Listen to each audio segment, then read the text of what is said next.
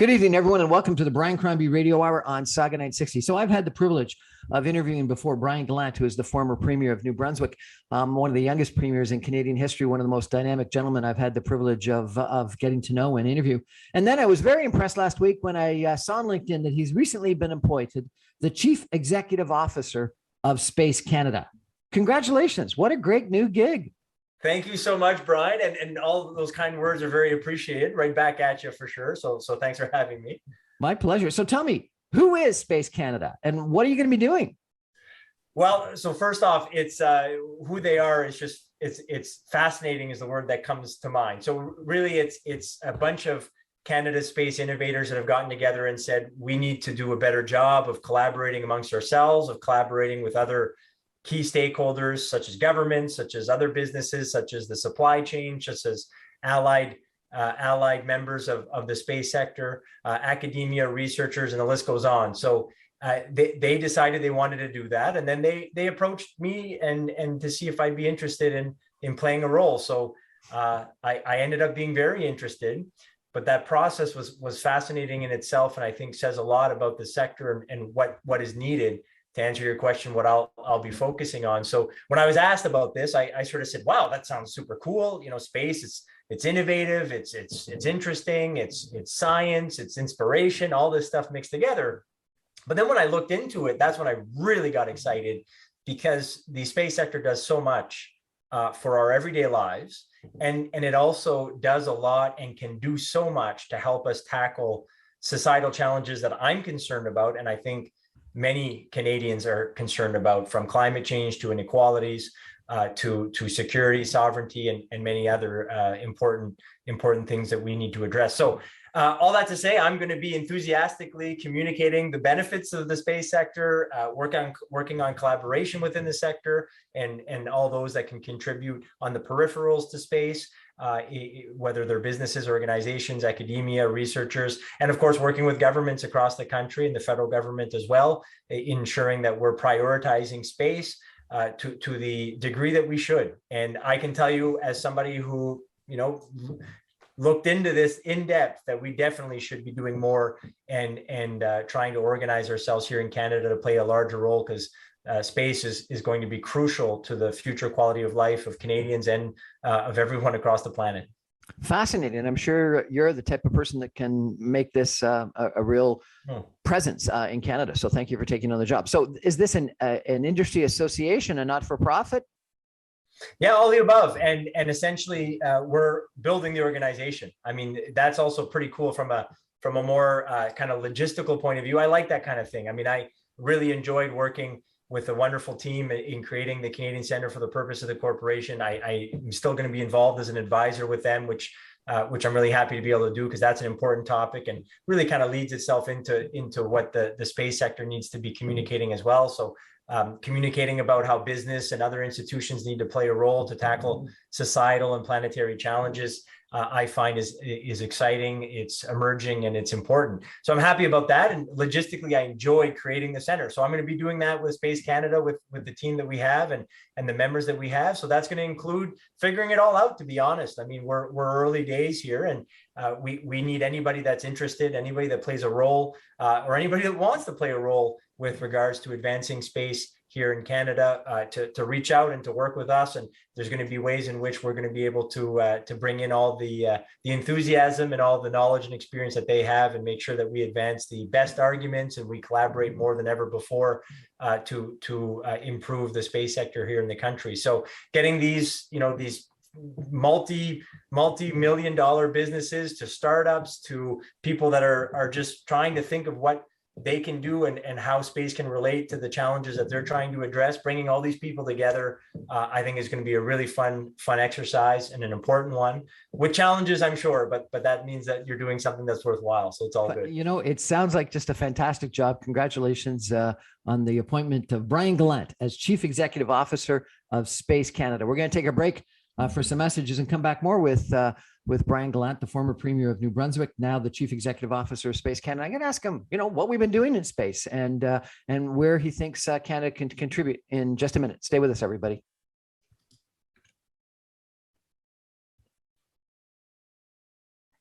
Welcome back, everyone, to the Brian Crombie Radio Hour on Saga 960. It's a real honor of mine tonight to be chatting again with Brian Gallant. He's the former premier of New Brunswick. He, were you the youngest premier or one of the youngest premiers? One of the youngest premiers over about 100 years or so. So it was actually another person from New Brunswick that was quite young. I think he was 30 when he became premier. So New Brunswick likes their premiers quite young overall. There's no question. Just announced last week that he's been named the Chief Executive Officer of Space Canada. And, my gosh, it sounds like a great job. And it sounds like, frankly, you're the type of guy that is perfect for the role, to bring the industry association, the industry companies together and to make a name for companies and industries involved in space in Canada. So thank you for taking on that role, and congratulations to whatever the board was that decided you were the guy, because I think they picked a good guy. But let's talk about it. I guess, the last thing that I knew about what Canada's involvement in space was the Canadarm, that I think a lot of us were very proud of to see up there in the sky or up there in space, with the Canadian flag on it. What are we doing in space? What is Canada doing in space right now? Well, to your point, I mean, there's a rich history of Canada playing a significant role in space. In fact, we're one of the first countries to go into space. I mean, people often tend to forget that, and it's something we should be really proud of, and I think demonstrates our ability, our ingenuity, our capacity to dream big and get things done. And when you look at the members that have, the founding members that have created Space Canada, I think it tells the story of not only what we're up to here in Canada with regards to space, but it also is a very good example of the different things that can be done and that can help us here on Earth, that can help our quality of life, that can help us tackle issues that are concerning to us and better our lives. So we have people that are setting up satellites, and they're helping us with communications. They're helping us ensure that the rural, remote, northern communities in our country can have high-speed fiber-like internet, which allows them to have economic opportunities, better their lives, of course, as we all have seen in the pandemic. Connectivity is just so important. I mean, it's always been important, but it was put on display certainly while we were asking people to work from home and try to figure things out from home more so than ever before. We have others that are looking at launching and having launch capacity, like maritime launch out of Nova Scotia, next door neighbor to me, which is super important as well. I mean, often governments are going to be the ones that are doing all of the steps for someone to be able to launch. So having that type of capacity and diversifying the capacity is important. We have others that are using the space technology to monitor all of the most of the variables that you need to be able to fight climate change. The World Meteorological Organization had stated that more than half of the essential climate change variables can only be monitored by space. So we have a wonderful business that's a founding member of Space Canada that's doing exactly that, helping us ensure that we have the right data to make the right decisions to be able to combat climate change. We have another business, North Star, which is actually very focused on space traffic. As accessing space becomes a bit easier, as we've seen over the last few years, more and more things are happening in space, and we need to regulate that. We need to think about what that's going to mean for the future. To paraphrase what they often say, it's kind of like the equivalent of, we now have cars for the first time, or we now have airplanes for the first time.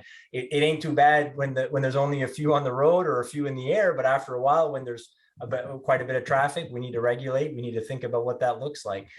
So we have wonderful businesses, and again, as I mentioned in the first segment, we have large businesses, medium-sized startups, innovators, and they're doing a bunch of different things with space. And again, to go back to one of the first questions, that's why I was so fascinated by it. I mean, there's so much happening right now, and there's going to be so much happening in the future. Is this an emerging industry with excellent economic opportunities, the jobs of the future? And I want to make sure that Canada is well positioned to play its role, but also to seize the economic opportunities of the new space economy that's emerging. Fascinating. Give us a sense of the industry. How many companies involved in this industry association? Are they across Canada? Are they centered in one locale? What? So 9 founding members, and again, different sizes, which is fantastic, different products and services, different focuses, which is also great, and great for a lot of reasons. But I have to say, it's also nice for me to be able to give some examples as to the difference, the different things that space can do for us. So I really appreciate that kind of storytelling element.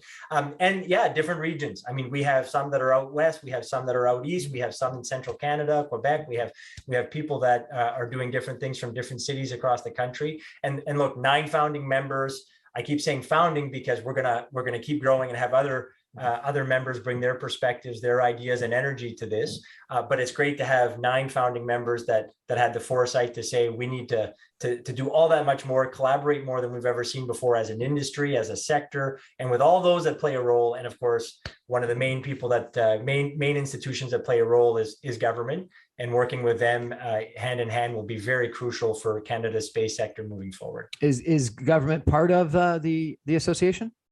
They're not, but we our first ask essentially was for us to say we would like to have a national space council with the federal government.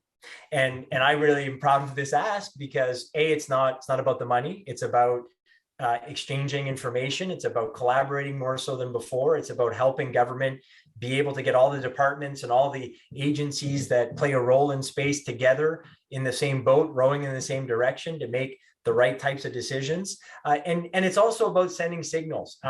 Everything that I just mentioned to you, that I went through the process of learning about the impacts that space is having today and will have in the future on our lives and on our planet. I'm not the only one that's doing that. There are people from other countries, there are decision makers, there are governments that are really awakening to the idea that space can play and will play a very important role moving forward, and they are investing, they are prioritizing. So we really want Canada to send the signal that we're doing the same thing, and not just because we want to organize internally in our country, but we also want to send a message internationally that when there's going to be big decisions, when there's going to be big projects, there's going to be things that humanity is reaching for the stars, figuratively and literally, Canada wants to be at the table. And the National Space Council with Space Canada and other key stakeholders working with the federal government will help us send that signal and help us organize as well. Can you give us a sense of some of the companies involved in space that are members of your association? Yeah, so I mean, again, fantastic. I named a few a while ago. That GHG SAT would be one of the ones that's using space to be able to monitor the variables that are crucial for us to combat climate change. North Star, as I mentioned, Telesat, MDA, Gallant, Magellan.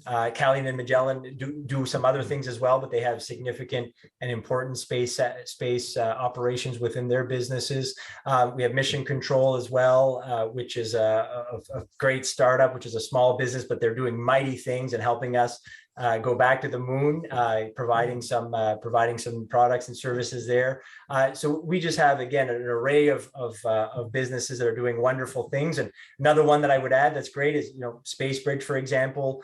They also help with disaster relief. They were able to ensure that when there is, mostly because of climate change, more severe and more frequent weather events or other types of disasters, we can better communicate and ensure that we better coordinate our disaster relief. So just wonderful businesses that I think are doing some pretty cool things right now and important things.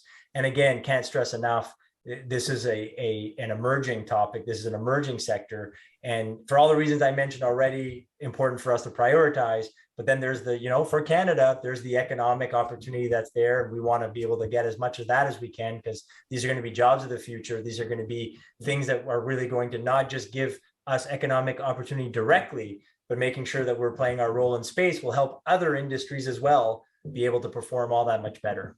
Is the Canadian industry focused on, Canada domestic, or are you doing stuff with the United States? As I mentioned, Canadarm and working closely with NASA was obviously one of the things in space that Canada was most known for.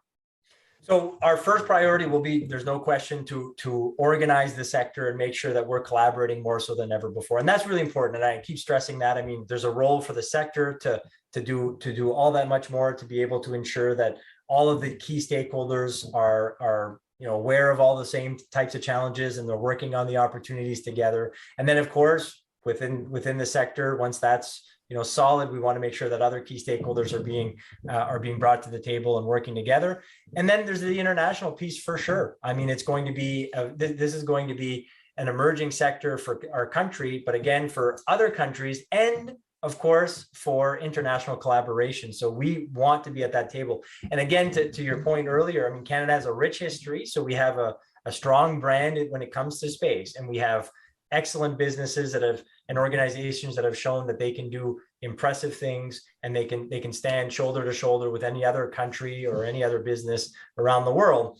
But we are starting to lag a bit, and it's only because others have awakened to the real power that space can play in advancing society, planet, and quality of life. So we need to do the exact same thing and really just double down on the investments, the focus, and the prioritization of the space sector. And you're saying that we've lagged behind. Is that because of government inaction or lack of funding, or companies that aren't focused on the industry?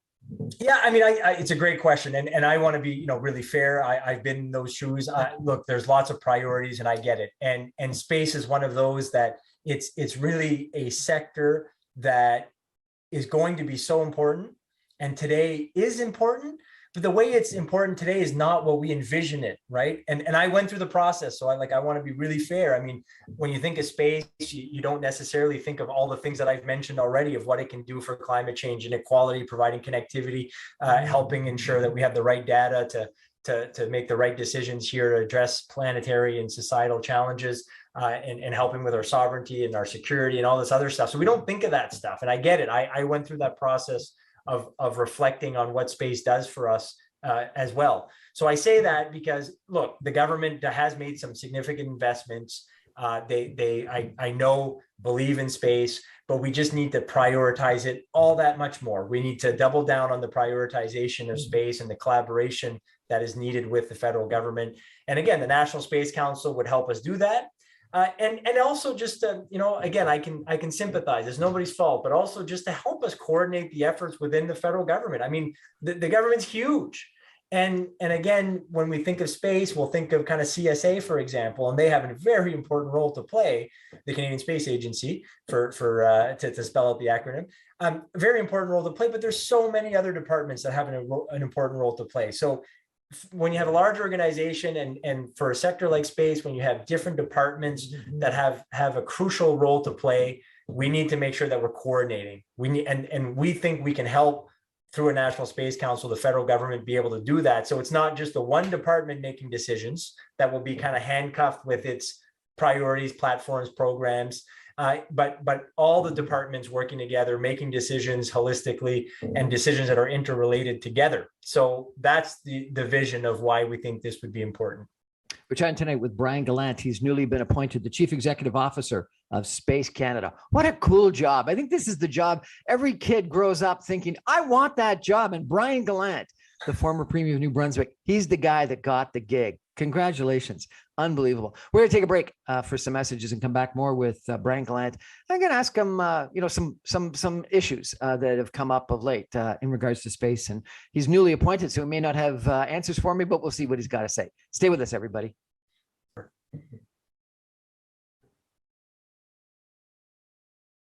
Welcome back, everyone, to the Brian Crombie Radio Hour on Saga 960. Well, you know what? Almost the youngest premier of Canada, the premier of New Brunswick, just got a new gig as Chief Executive Officer of Space Canada. What unbelievable job! What a great opportunity, and I think someone that will actually, do the job of bringing the space sector together and giving it a name in Canada. So congratulations and thank you in advance for the job that you're going to do. Brian, let me just ask you a couple of questions, if I could, about space. And if you got something to say, great. And if you say, well, I'll learn about that, that's fine too. I got asked this question just last night. I was watching a movie called The Atom Project, which was a great fun movie. I think it's about space, but it's about time travel, and it's about getting up into a spaceship and going real fast. And I was asked if Elon Musk or someone gave you the opportunity to go into space, would you take it? I would for sure. I mean, what a privilege, obviously. But the main reason, it's fascinating when you listen to anybody that has ever gone to space. They have this thing that they try to describe, where they go up and they look at this, some call it the blue marble, and just say to themselves, wow, how is it that we are so lucky to have this thing floating in space that has allowed us to live, to create life? And how is it with no borders that you can see from space? How is it that we found a way to have the conflicts that we have, and to have maybe some of the unfortunate frictions that we have within humanity and throughout time? So that perspective, I mean, when you hear somebody that's seen it, it has an impact. But every single one of them, you can just tell in the way that they're expressing it that there's nothing like living that moment of realizing how lucky we are, how incredible our planet is, and how we're all interlinked. And I mean, that really speaks to me. And to have that type of opportunity and to have that type of sort of inspiration and focus would be amazing.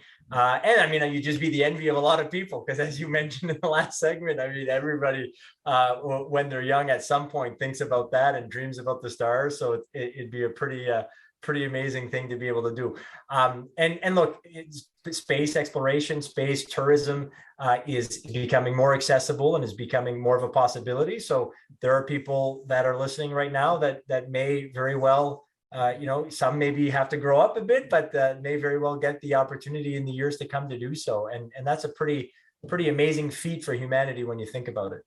Recently, I understand there's some space garbage that came to Canada, or came to the planet, and there was this report on the news that there's like tens of thousands of pieces of space garbage circling the Earth. And they did a video that you may have seen that showed how much garbage it was. And I guess there's a company that's got into the business of tracking all this garbage. And it looked like an unbelievable traffic jam around the planet Earth. Tell me, are we worried about that? Are we doing the right things in that regard?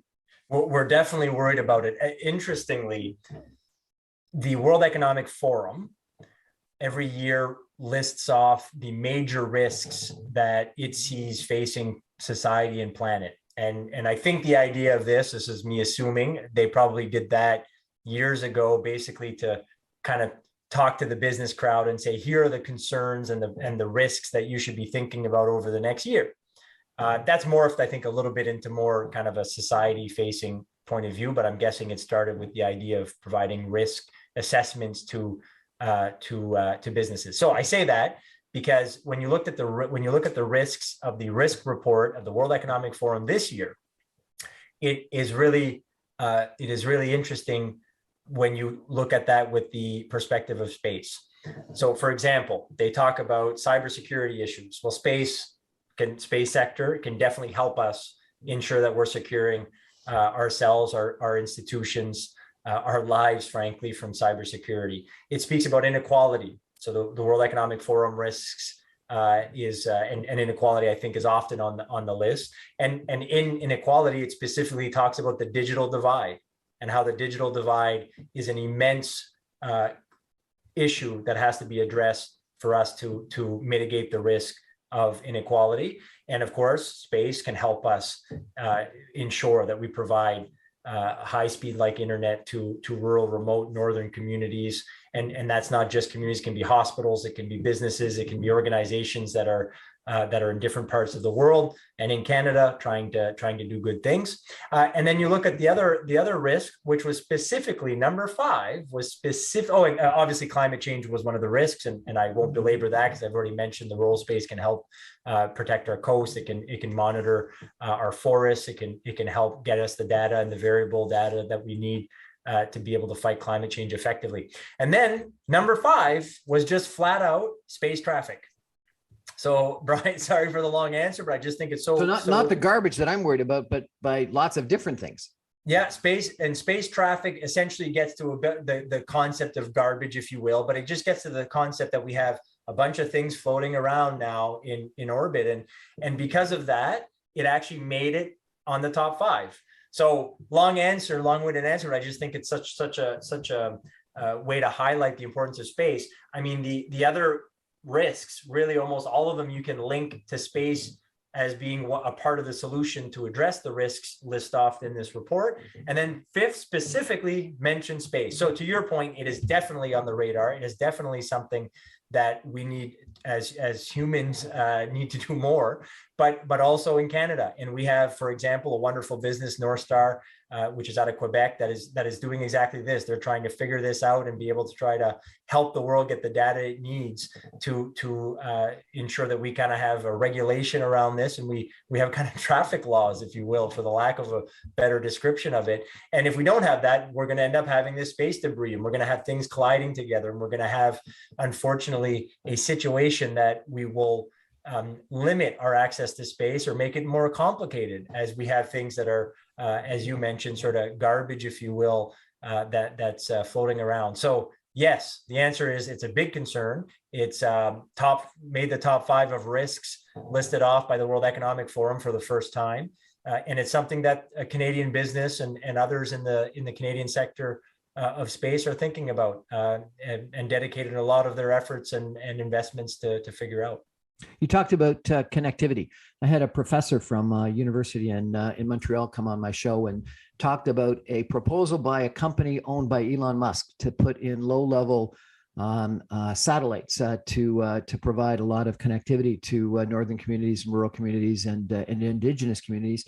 And he was saying that there's just no regulatory framework to decide on this, and that these satellites would be all foreign owned, which would be not allowed by the CRTC to have that kind of communication all foreign owned, that they would potentially compete with Canadian satellites that would be far higher up, but would be less economic because I guess the receiving station for a high satellite versus a low satellite is dramatically different, et cetera, et cetera. Tell me, what are some of the issues on connectivity that you're dealing with?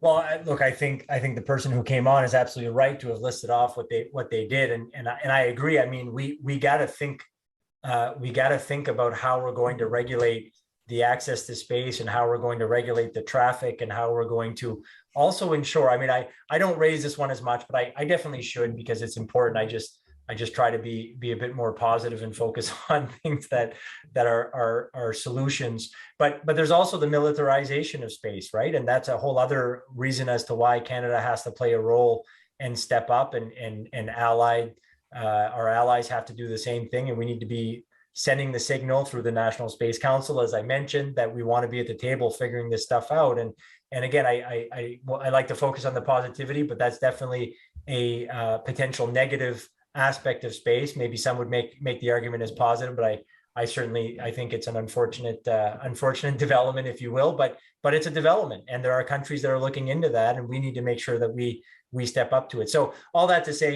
your guess is absolutely right to say that we got to make some decisions. We got to have some conversations about how we're going to regulate this stuff, make sure that we're doing the right things. And we're in this weird, this is my personal opinion, and this is based on somebody that has been obviously reading up on space a lot and doing research and listening to stakeholders. I mean, I really do think we're in a bit of a transitional period too.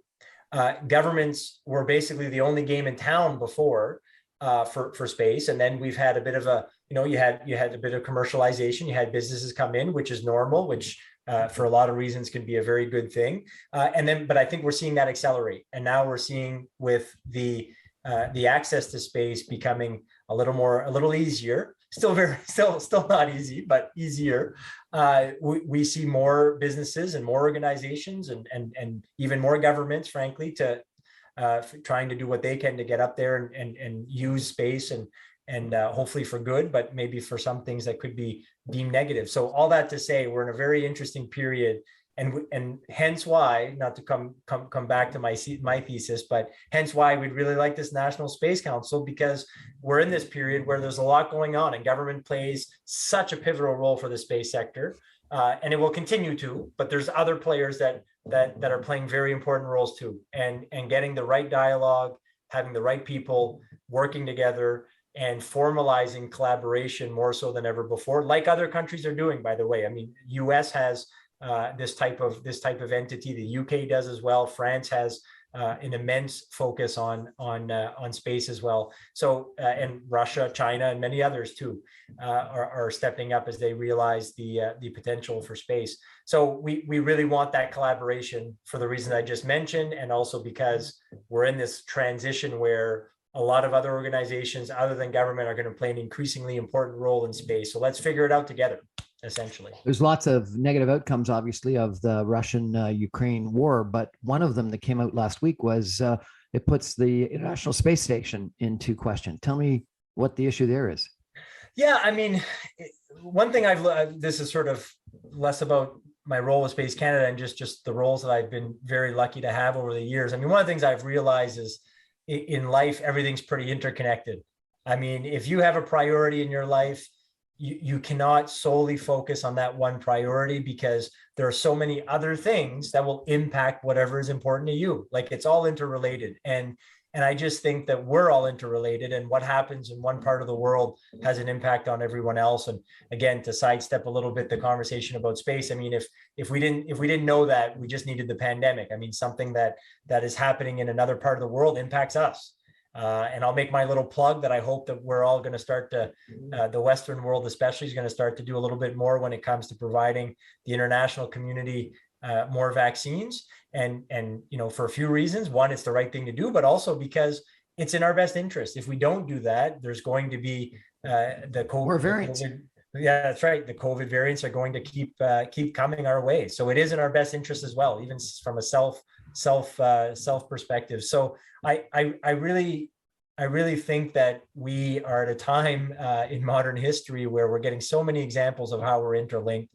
And I think what you just mentioned is just yet another example, right? Who would have thought that space would be playing some type of role, or geopolitical tensions would be playing some type of role, right? So it really just demonstrates that there's so much interconnectivity. And again, I wouldn't be doing my job as the CEO of Space Canada if I didn't make the point again that space is just so interrelated in things that we don't know, and we kind of take for granted. And I can't say this enough. I'm saying this from somebody that over the last few months, I've come to that realization as I've looked into the sector and to what space can do. So to your point, yeah, geopolitical tensions are playing a role in different sectors, including in space, and space can play a role in dealing with or potentially causing geopolitical tensions. And to repeat myself, but the militarization of space, that potential is certainly one that comes to mind, where geopolitical tensions will start to either maybe be created or be on display when it comes to space. So what's happening there? Because a couple of years ago we heard about no nuclear in space as one issue, and then former President Trump instituted this fifth part of the armed forces in the United States: Army, Navy, Marines, Air Force, and now space. Are we going to have militarization of space, or what's happening to make sure that it's not demilitarized and there isn't nuclear weapons in space? Well, I mean, I personally hope not, obviously. I mean, it would be a whole other level of type of conflict. And it feels to what you just asked previous. I mean, with the war in Ukraine, I mean, it just brings it right to home that this is possible. And, we in Canada, for example, have to step up as well in making sure that we're protecting our sovereignty and in the north and our security as well. And space can help us do that.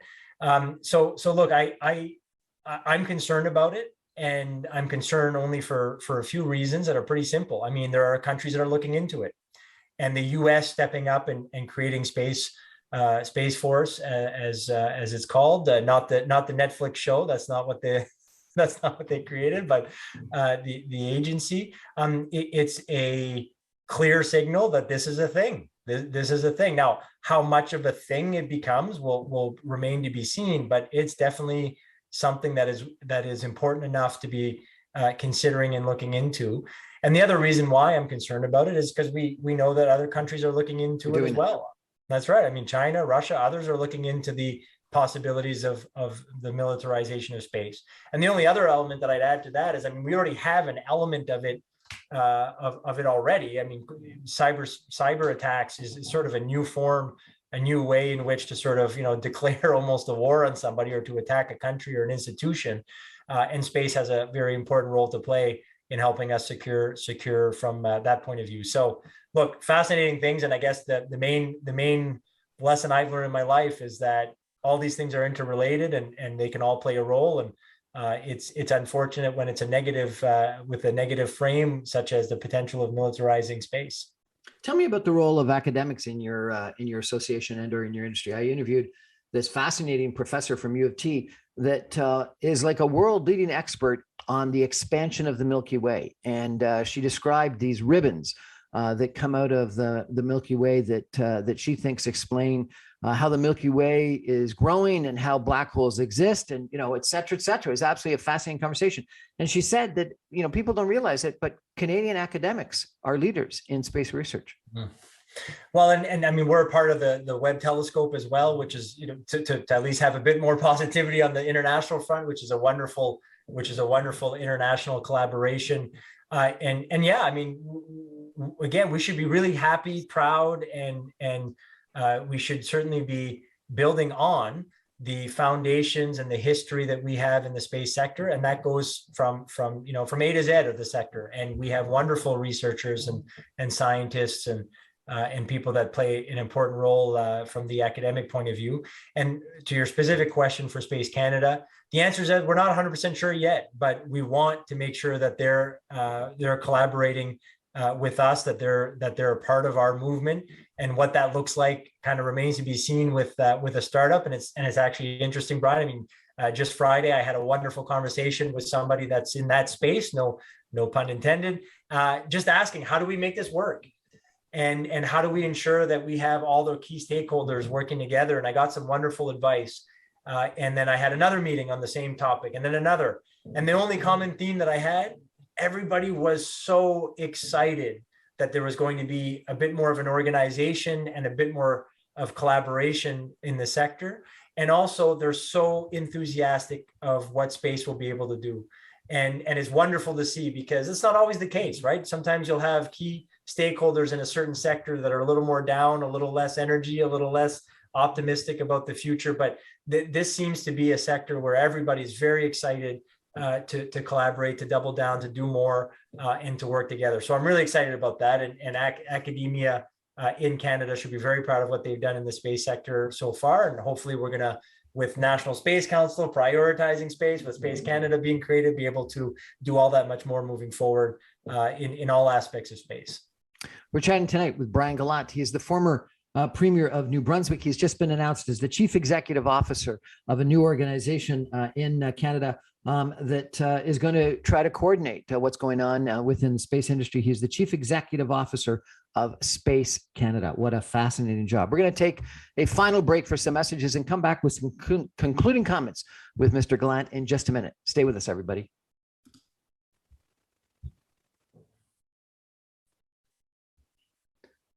Welcome back to the Brian Crombie Radio Hour on Saga 960. My guest tonight is Brian Gallant. He's just been announced as the Chief Executive Officer of Space Canada. You may know the name Brian Gallant because he was the former Premier of New Brunswick. He's been very involved in politics in Canada and business in Canada. He was very involved in something called, I think it was corporate responsibility and an organization that was trying to work on corporate responsibility. But I think, getting a gig as Chief Executive Officer of Space Canada sounds pretty fascinating. Brian, I want to ask you a question, though. I grew up, I'm a little older than you. I grew up watching Star Trek and its 5-year mission to explore great new worlds. And, space was exciting and it was positive. And people, I think, were looking forward to, this opportunity. We went to the moon, and that was exciting. And then we seem to have had, I think, a turn for the negative in its attitude towards space. This past, Christmas season, holiday season, one of the movies was Don't Look Up, which was, all about a comet coming from space and destroying the Earth, and that politicians would tell us one thing or the other thing, it was real or it was not real. And then we had, lots of other movies of late that have sort of been negative about space. When you think about space, are you in the Star Trek world of 5, this 5-year mission? Are you optimistic, or are you worried about space and what's going to happen? Tell me. Well, great shows and movies that you listed off there. I have to say I'm optimistic, and not necessarily for the sort of the inspiration that comes with thinking of something like Star Trek happening in real life, more so because when I've had the chance to look into what space can do to help us, it made me a little more optimistic to see that there's this sort of a next frontier, to use that term, of being able to address the societal, the planetary, and the economic challenges that I think worry Canadians, that worry people across the globe, and that certainly worry me. So it made me a little more optimistic to see, wow, okay, there's a few untapped ways in which we can increase our efforts to tackle climate change, to do better when it comes to inequalities, to feel more secure in our respective countries. And that made me a little more optimistic, I have to say. And it was actually more the practical ways in which space can better our lives as Canadians, but as global citizens as well. That said, though, I mean, there's no question as well that when people think of space, it can be very inspirational. It can be, basically helping us understand who we are and what this is all about, and also to flag potential dangers and that are around us and in the universe. So that's all pretty cool and inspiring and certainly fascinating. And I think that's important too. I mean, we've all just gone through a pretty rough time with the pandemic. There's lots happening around the world that could lead people to feel a little down. So being able to have a little bit of light of kind of optimism and hope and wonder, I think is something that I certainly needed after the last few years and the challenges that have come with it for us all. And I think more people need that too. So it's been pretty cool to look into it. And yeah, definitely on the optimistic side after seeing the power of space and what it can do to help us all. Okay, you talk about wonder. I got to ask you the question, because someone like you has got to lay down on the field on a summer night, stared up into space, into those stars, and wondered, is there life out there? What do you think? Is there life out there? Yeah, I mean, I think so, right? I mean, but it's the definition that we all have in our minds of life out there. I mean, we kind of with pop culture think of sort of the green alien coming in and sort of with the ET type stuff for those that are about my age. So yeah, I mean, I think with that kind of frame, that I'd say I'm not sure, right? But there's definitely some type of life, in my opinion, and only because when you look at the odds, what we have here on planet Earth is a miracle. Like, it's just all the things that had to come together to create a planet in which life could be created and we could live, is basically nothing short of a miracle. But the odds are that there are a few other miracles out there. So the idea that there's some type of form of life, whether it's kind of really at its base or at its starting foundational parts, or whether it's a little more evolved, it remains to be seen. But I just think when you look at the statistics and the odds, I think that there's definitely some type of life out there. We've been chatting with Brian Gallant, who has just been named the Chief Executive Officer of Space Canada. And everybody, every once in a while in my life, in my career, I see an announcement of someone getting a job and I go, oh my God, that is the coolest gig I could ever imagine. I wish I got that job. And then also you say, you know what?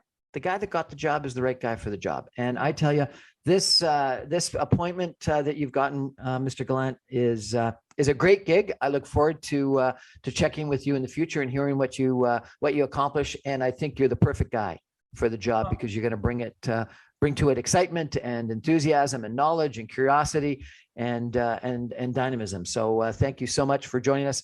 And if you ever need an outside board member, I'm there. What a great there you go. Thank you, bro. Thank you for the kind words, and I appreciate the offer. You're very kind. That's our show for tonight, everyone. Thanks for joining us. And let's all wish Brian Gallant good luck in his role, because I think all of us hope that Canada can play a role in space. And I think we are, and maybe I'm flippant in this, but I think we were all proud when we saw that Canadarm in space. And so we hope we can do it all over again. Brian Gallant, thanks for joining us. That's our show for tonight. I'm on every Monday through Friday at 6 o'clock on 960 AM. You can stream me online, even if you have the internet in space, at www.saga960am.ca. Good night, everybody.